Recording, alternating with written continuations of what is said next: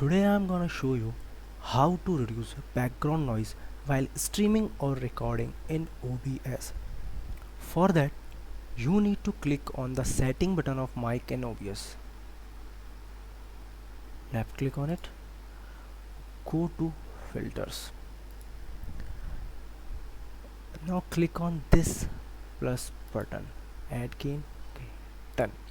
For this, give it a value of 1.5, done.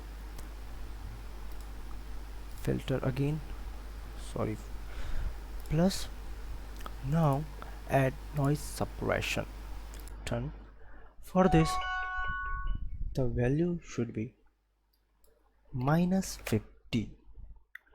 Now again click on plus, add noise gate, and for this close threshold -60, open threshold -50, attack time 15, hold time 200, and release time 100. Okay, now done. Now as you can see, hearing clear voice without that sound which was coming in starting. You can play with this value according to your compatibility.